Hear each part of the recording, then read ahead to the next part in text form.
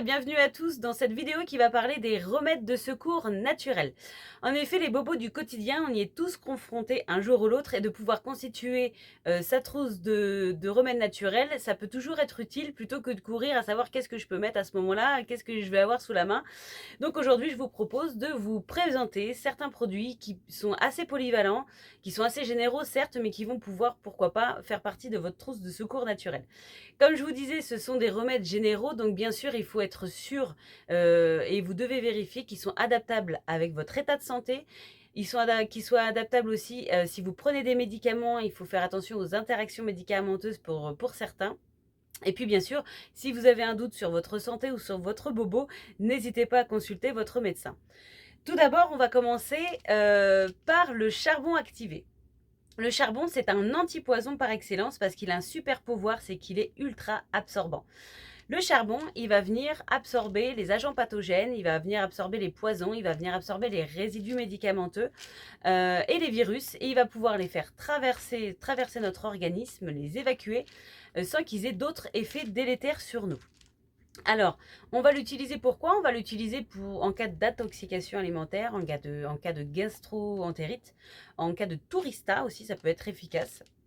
Et puis, si vous avez des gaz et des ballonnements, il est aussi efficace.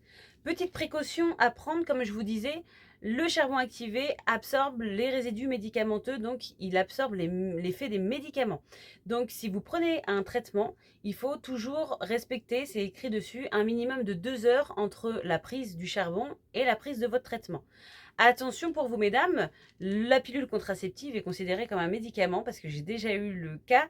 Faites attention, ça peut absorber les effets. Donc, pour éviter certaines surprises, faites bien attention à respecter ce délai entre la prise de votre pilule contraceptive et la prise du charbon. Petit conseil concernant le charbon, parce que on peut le trouver donc en petits granules qu'on peut sucer. On le trouve en poudre et on le trouve en gélule. Moi personnellement, je vous conseille la gélule tout simplement parce que le prendre en poudre, c'est un petit peu délicat. Ça a vraiment une texture en bouche qui est compliquée à avaler et après en fait on a plein de résidus dans la bouche. Donc je vous conseille la gélule qui est beaucoup plus pratique. Et si vous devez le prendre en poudre, vous pouvez toujours ouvrir la gélule. Pourquoi ça pourrait être nécessaire de le prendre en poudre? Tout simplement pour les enfants qui ne peuvent pas toujours avaler les gélules correctement suivant l'âge. Et puis, on peut justement ouvrir et le mettre dans une compote. En cas de gastro-entérite avec des vomissements, ça peut être aussi compliqué d'avaler une gélule parce que ça peut redéclencher le réflexe vomitif pour certains. Donc, ce qu'on peut faire, c'est qu'on va ouvrir la gélule et on va pouvoir la mettre par exemple dans une compote. Ça, que ce soit pour la réhydratation ou le charbon, en cas de gastro-entérite avec des vomissements, je vous conseille, si vous sentez que vous commencez à vous déshydrater, je vous conseille de prendre une gorgée d'eau, pardon, toutes les 10 minutes. Ça va permettre de vous réhydrater sans déclencher le réflexe vomitif. C'est pareil pour le charbon. Si vous devez prendre du charbon alors que vous avez une gastro-entérite, ne prenez pas tout d'un coup. Mélangez avec une compote et prenez une cuillère à soupe ou à café de compote et de mélange de compote charbon pour pouvoir avoir les effets sans que vous le vomissiez, puisque vous auriez redéclenché le réflexe. Donc ça peut toujours être utile aussi comme petit conseil. Pour le charbon, c'est fait. Ensuite, on va avoir aussi quelque chose d'absorbant, mais beaucoup moins. Et c'est pas pour ça qu'on va la voir aujourd'hui. C'est l'argile. Alors, il existe différents types d'argile, blanche, rouge, verte. Celle-ci, c'est la verte. Et on ne va pas l'utiliser en remède de secours en usage interne. Si vous souhaitez utiliser l'argile en usage interne ou même en cataplasme et que vous voulez en savoir un peu plus, vous pouvez retrouver tout ça dans mon livre Remède de secours d'une naturopathe nomade. Je vous condense dedans justement tout ce qu'il faut avoir dans une trousse de remèdes de secours naturels. Donc il y a tout ce qu'on va voir aujourd'hui, mais avec les dosages, avec les précautions d'utilisation, les contre-indications, même des petites recettes pour les utiliser. Et dedans, vous retrouvez tout ce qui est remèdes que vous pouvez trouver dans la cuisine. On a aussi les infusions et une partie sur les huiles essentielles. Donc pour l'argile, là, on va l'utiliser plutôt comme cicatrisante, comme apaisante cutanée, comme antibactérienne, enfin antiseptique, pardon. L'argile peut servir pour les petites plaies. Alors les petites plaies qui seraient pas très propres, les petites plaies qui saignotent encore un peu parce qu'elle a un effet anticoagulant, on peut appliquer un cataplasme d'argile, ça va permettre d'apaiser. Et quand on a des plus gros coups ou des chocs comme des entorses, elle va permettre de limiter les œdèmes et elle va aider à la cicatrisation de l'organisme. Donc si vous avez voilà, une entorse, un coup, un choc, vous pouvez appliquer un cataplasme d'argile, ça va vous soulager et ça va permettre de comment dire, limiter les œdèmes. En parlant de coups, de chocs et là en plus d'hématomes, nous avons aussi l'huile végétale d'arnica. Alors l'arnica, vous pouvez le trouver donc en huile végétale, vous pouvez le trouver sous forme de baume, mais vous pouvez aussi le trouver sous forme de granules homéopathiques qui peuvent vraiment être très efficaces quand on a par exemple un gros saignement, une opération, quand on a un coup, un choc ou même un choc émotionnel. Les granules d'arnica peuvent vraiment être indiquées. Mais là on va parler de l'huile végétale d'arnica pure. Avant, je prenais des baumes, puisque j'ai des enfants, donc l'huile végétale d'arnica, c'est bien pratique. J'avais des baumes et en fait, j'ai décidé maintenant de prendre quelque chose de pur et de simple, l'huile végétale. Ça, on va l'appliquer, donc elle va avoir un effet un peu antalgique, elle va permettre de calmer les douleurs, elle va permettre vraiment de limiter la prolifération de l'hématome. Moi, je l'ai utilisé sur une personne qui avait une grosse éraflure violacée au niveau de la jambe et on l'a donc désinfectée et ensuite on a mis l'huile végétale d'arnica. Le lendemain, le bleuissement avait quasiment disparu, il n'y avait plus que l'éraflure. Ça a vraiment aidé à limiter voilà, la propagation de l'hématome et du bleuissement. Donc l'huile végétale d'arnica, elle est cicatrisante, elle est anti-hématome et elle est antalgique. Donc pour les coups, les chocs, les bosses, les choses comme ça, elle est vraiment redoutablement efficace. Si vous avez des enfants, c'est toujours utile, même pour les grands, hein, en même temps. Ensuite, on va continuer avec les affections de la peau, avec l'aloe vera. Alors l'aloe vera, elle est apaisante et cicatrisante, elle est anti-inflammatoire et elle va par exemple soulager les brûlures. Et elle est très efficace en cas de coup de soleil. En cas de coup de soleil, en fait, la peau va perdre de son hydratation et l'aloe vera, en fait, comme c'est une phase eau, elle ne se mélange pas à l'huile, elle va venir pénétrer dans notre peau pour pouvoir la reminéraliser et la réhydrater. Donc en cas de brûlure, ou d'irritation, elle est vraiment très efficace. Ça, moi l'aloe vera, je prends pareil du gel pur. Vous pouvez trouver des crèmes à base d'aloe vera.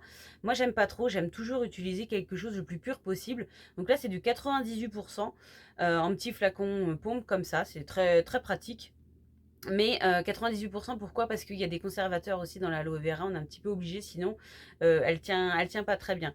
Mais le plus naturel, le plus, comment dire, le plus pur possible pour moi, vraiment pour des grandes surfaces de coups de soleil. Alors attention, si vous avez vraiment un gros coup de soleil, voilà, il faut consulter aussi, mais si vous avez vraiment une rougeur avec une sensibilité de la peau et que vous n'êtes pas protégé ou voilà, que ça arrive quand même, les coups de soleil, sur les grandes surfaces, c'est vraiment plus pratique d'appliquer de l'aloe vera parce que c'est sous une forme de gel, donc vous pouvez vraiment étaler vraiment efficacement et elle va vous soulager quasiment de suite. Ça, franchement, au niveau des brûlures, elle a un effet apaisant qui est quasiment immédiat. Donc l'aloe vera, elle est utile aussi. Ensuite, on va parler de quoi? Fouf, j'hésite, parce qu'il y en a plein des remèdes de secours, hein. Ensuite, on va parler propolis et miel. Alors, la propolis et le miel, ce sont des produits de la ruche, mais la propolis est un petit peu plus puissante que le miel. Le miel, lui, il va avoir un effet antibactérien, il va avoir un effet anti-inflammatoire. Il stimule aussi le système immunitaire, mais quand même moins que la propolis, et il prévient des infections cutanées. Donc ça, on va l'appliquer aussi sur des petites plaies qui auraient tendance à peut-être s'infecter ou que vous voulez aider à la cicatrisation ou apaiser la plaie, vous pouvez la poser dessus. Alors sur les petites brûlures aussi, sur des petites surfaces, si vous n'avez pas d'aloe vera, le miel peut aussi faire ça. Donc, mais là, on va pas forcément se l'étaler sur tout le dos. Donc pour les petites brûlures accidentelles, elle va être aussi tout aussi efficace. Ça a un effet apaisant et ça va permettre d'aider la cicatrisation des petites plaies. Donc voilà. La propolis, elle est beaucoup plus concentrée. Donc la propolis, à la base, c'est un enduit que les abeilles fabriquent pour protéger leur ruche des intrusions et aussi des infections. Donc elle va permettre aussi de nous protéger des infections. Elle est antibiotique, elle est antibactérienne, anti-infectieuse et immunostimulante, c'est-à-dire qu'elle va avoir un effet positif sur notre système immunitaire. Là, on va plus la voir pour les petites affections. Elle va être utile dans tout ce qui est affection buccale. Donc les aftes, les petites plaies de la bouche, les choses comme ça.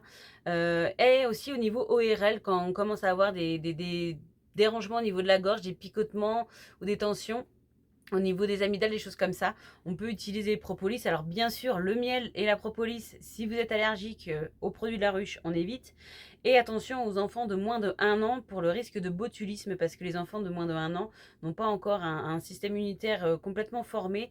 Et il faut faire attention, ils ne peuvent pas assimiler tout ce qui vient des produits de la ruche avant les 1 an. On est précautionneux. Donc voilà, ça pour les produits, pour les affections ORL, les maux de gorge, les affections buccales, ça c'est top, la propolis. Ensuite on a quoi? On a l'extrait de pépins de pamplemousse. Alors ça, il faut juste faire attention aux personnes qui auraient, par exemple, notamment des traitements pour l'hypertension quand vous allez le prendre et l'avaler. Quand vous avez une utilisation par la bouche, enfin en cure par exemple, ça, il faut faire attention. Mais là, aujourd'hui, nous, on va le voir plutôt pour les affections type mycose et affection buccale. C'est pareil pour tout ce qui est infection au niveau de la bouche. Alors, je ne vais pas dire un abcès dentaire, parce que si vous avez un abcès dentaire, c'est quand même mieux d'aller voir le dentiste. Mais que ça commence à titiller, et en attendant, par exemple, un rendez-vous chez le dentiste, il y a certaines huiles essentielles qui peuvent être super efficaces aussi, mais l'extrait de pépins de pamplemousse, si vous en avez, ça va permettre d'assainir en fait votre sphère buccale. Donc ça sert à ça, ça sert aussi à prévenir les infections de la peau, toujours, parce que c'est un antibiotique naturel. Donc si vous avez peur d'une prolifération bactérienne sur la peau suite à une plaie, ça peut être efficace. Et elle va servir beaucoup pour les champignons, par exemple les mycoses au niveau des pieds, on peut appliquer dessus, ou aussi encore les herpès, les boutons de fièvre. Donc ça, voilà. Dernier aussi effet qu'on peut avoir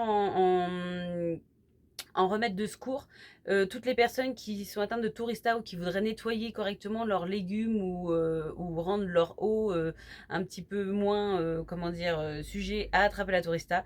L'extrait de pépins de pamplemousse, quand vous allez dans les pays étrangers et que vous voulez nettoyer vos légumes, vos choses comme ça, ou même boire de l'eau, vous avez bu de l'eau et que vous commencez à avoir la tourista, vous pouvez faire une cure d'extrait de pépins de pamplemousse. Ensuite, encore deux petites choses. Alors, là, on va toucher un sujet qui mériterait, de toute façon, qui va mériter une vidéo à part entière, parce que c'est un domaine qui est assez vaste et qui demande énormément de précautions d'utilisation. Ce sont les huiles essentielles. Les huiles essentielles font de très bons remèdes de secours parce qu'elles sont ultra concentrées. C'est une partie de la phytothérapie qui est, voilà, comme je disais, concentrée, qui est très efficace, mais qui demande beaucoup d'éducation et de principes de précaution. Voilà, donc il faut savoir utiliser les huiles essentielles. Toujours pareil, si vous voulez savoir utiliser les huiles essentielles en toute sécurité, tout est là-dedans. Donc les huiles essentielles, on va avoir par exemple le titri, on va avoir la lavande, on va avoir comment dire, le citron. Le but des huiles essentielles, c'est d'avoir des huiles essentielles qui soient polyvalentes. Pourquoi? Parce que déjà, un, ça coûte cher. De deux, ça demande énormément de ressources à la planète pour produire les huiles essentielles. Et puis, bah, ça sert à rien d'avoir une multitude d'huiles essentielles en remède de secours. Il faut en avoir, je vais dire 5-6. Tout simplement parce que souvent, j'ai vu énormément de gens qui achètent des flacons d'huile essentielle de ci, de ça, mais pour juste une affection à chaque fois.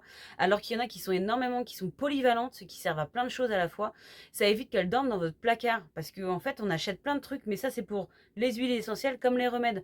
On achète ça pour ça, on achète ça pour ça, et on se retrouve à acheter tout un tas de produits dont on ne sert jamais. Parce qu'en fait, le bobo qu'on a eu, on va pas s'en resservir, on va pas le ravoir, donc ça va dormir dans le placard. Et franchement, c'est dommage d'avoir dépensé de l'argent et d'avoir un produit qui est efficace et qui dort dans le placard. Donc moi, ce que je vous propose, notamment dans le livre, c'est d'avoir justement des huiles essentielles, d'avoir quelques huiles essentielles qui sont polyvalentes et qui sont super efficaces pour vraiment tout un tas de maux différents. Donc ça, il faut vraiment avoir une éducation là-dessus, parce qu'une huile essentielle, c'est jusqu'à 250 principes actifs, c'est ultra concentré. Une goutte peut avoir un effet déjà super conséquent.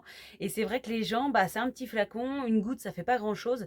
Et malheureusement, une mauvaise utilisation peut vraiment être dangereuse. Il y a aussi des interactions avec les médicaments. Il y a aussi, comment dire, même avec certains états de santé, on ne peut pas prendre n'importe quelle huile essentielle. Donc franchement, si vous devez vous intéresser aux huiles essentielles, lisez des ouvrages, éduquez-vous dessus, mais connaissez vraiment les principes de précaution, les tests à faire avant d'utiliser une huile essentielle. C'est super important. Parce que sinon, bah, elle risque d'être plus délétère qu'efficace et ce serait dommage pour vous. Allez, dernier remède de secours que je trouve indispensable parce que là, on a parlé des mots physiques, mais il n'y a pas que ça. Des fois aussi, on a des états de crise au niveau des émotions. Et c'est bien d'avoir un remède aussi pour ça parce que ça peut arriver vite. Ce sont les fleurs de Bach. Les fleurs de Bach, c'est 38 élixirs, donc on va bien sûr pas les voir aujourd'hui, mais on a le remède de secours en fleurs de Bach qui est une synergie de différentes fleurs et qui va permettre de pallier à tous les états de crise, que ce soit des crises d'angoisse, des crises de pleurs ou aussi par exemple des cauchemars pour les enfants, des moments de panique ou par exemple vous avez appris une mauvaise nouvelle et du coup ça fait monter les émotions, voilà en vous et vous n'arrivez pas à gérer, et c'est normal hein, d'ailleurs, mais vous avez besoin d'un coup de pouce pour vous aider à gérer vos émotions. Ça va pas inhiber l'émotion, ça va pas faire ah bah ça y est, c'est bon, c'est parti, je gère ça bien. Non, ça va vous permettre de vous aider, de vous soutenir dans la gestion de cette émotion, de cet événement, de cette nouvelle, de cette annonce, de cet état d'angoisse. Ça va permettre de faire redescendre l'organisme pour que vous puissiez pallier au mieux à cet état. Donc les remèdes de secours pour les gens qui sont assez sensibles, qui montent vite dans les tours au niveau des émotions, qui sont sujets au stress à forte dose, suivant un événement, voilà, que ça monte, vraiment les fleurs de Bach, ça peut permettre de vous aider et c'est toujours bien à avoir pour les personnes sensibles. Voilà pour les remèdes de secours que je trouve vraiment très utiles. Il y en a d'autres, bien sûr. Je ne peux pas tous vous les faire une vidéo parce que c'est déjà assez, on va dire, pompeux, hein. C'est beaucoup d'énumération de choses. Comme je vous le disais, si vous voulez aller plus loin, n'hésitez pas à vous procurer mon livre donc sur Amazon ou aussi vous pouvez le trouver sur mon site www.vinciane-du6naturopathie.com. Vous pouvez retrouver donc le livre Remède de secours du naturopathe nomade en format PDF. Et vous pouvez aussi retrouver les naturopathes où tous les mois on aborde plus en profondeur justement certains remèdes avec justement comment les utiliser, les dosages, les contre-indications, les précautions d'utilisation et tout ce qu'il faut pour les utiliser en toute sécurité. Voilà, j'espère que cette vidéo vous a plu et que vous en aurez appris plus et que vous allez pouvoir commencer à constituer votre trousse de remèdes de secours de façon naturelle. Je vous dis à très bientôt pour une prochaine vidéo.